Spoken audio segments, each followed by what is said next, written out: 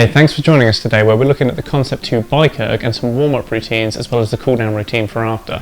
Now, an appropriate warm-up is going to help you get the best result out of your workout as well as prevent any unnecessary injuries. So let's get started with some warm-ups. First up are mobility drills, and we'll begin with some leg swings to warm up those hip joints and hip flexors, which will prevent tightness in your hips, especially during those longer workouts, and generally increase your hip flexor mobility over time.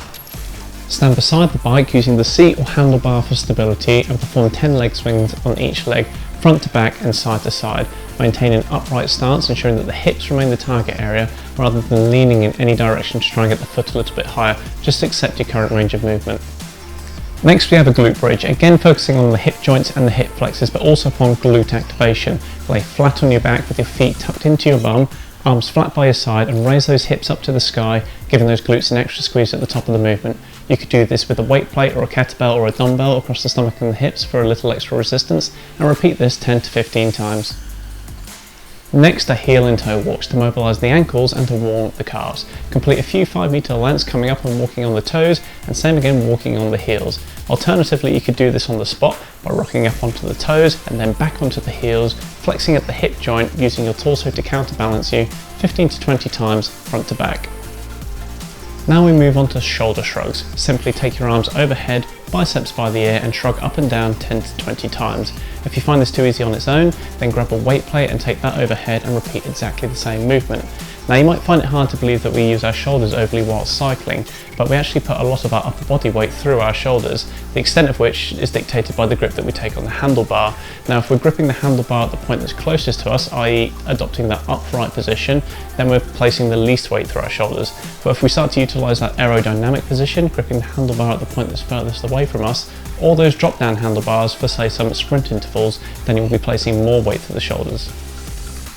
Our final mobility drill is cat-cow, which mobilises and stretches the lower back, and the amount the lower back comes under load while cycling is dependent upon how upright your position is. So if you're gripping the handlebar at the point that's closest to you, you're putting it under less load, but if you're reaching out for that aerodynamic position, then you're coming under more load. So what does cat-cow look like? Well, the cow position sees the shoulders stacked over wrists, elbows locked out, and hips over knees. And as you inhale, you'll arch your spine and drop your belly towards the floor.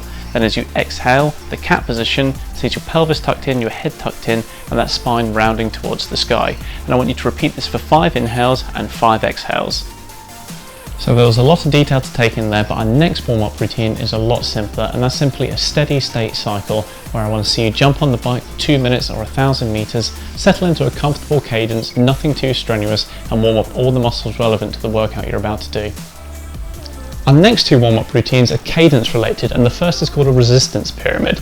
Now in your workout, your optimal cadence is going to be somewhere between 80 and 100 RPM. So for the purposes of this exercise, let's say 90 RPM.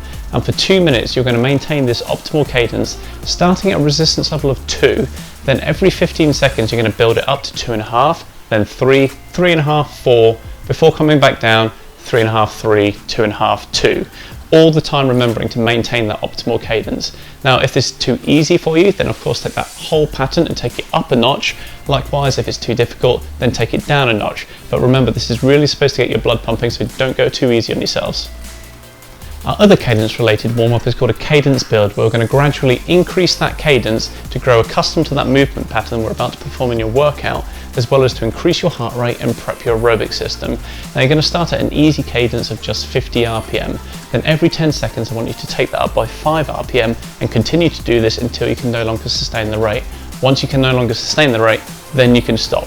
Now the resistance setting you'll want for this exercise is going to be the same as the workout you're about to perform, because we're looking to go beyond that optimal cadence of 80 to 100 RPM, so that when it comes to your workout, your optimal cadence feels more natural and less strenuous. Our final warm-up routine is called standing sprints, and we tend to save this for workouts of a higher intensity just to get used to that burst of pace. What you want you to do is for 2 minutes, every 15 seconds, alternate between a seated and a standing position. When you're stood up, you're going to be sprinting hard, adopting an extended grip on the handlebar, either in that aerodynamic position or utilising those drop-down handlebars. When you're seated, you can drop the pressure and relax in readiness for that next sprint interval.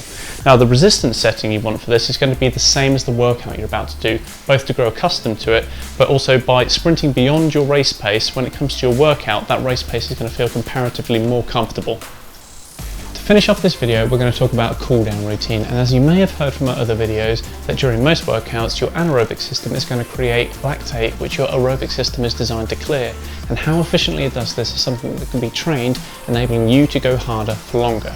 So at the end of your workout you've created an opportunity to perform an active recovery.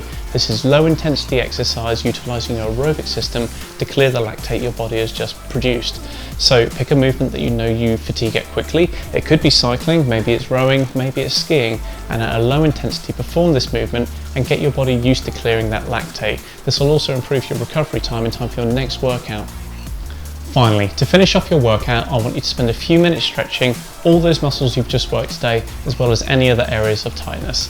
So that's everything for today. Remember that an appropriate warm-up is going to help you get the best result from your workout, as well as to prevent injury, and an appropriate cool down is going to help you recover in time for your next one. So thanks for watching, goodbye for now.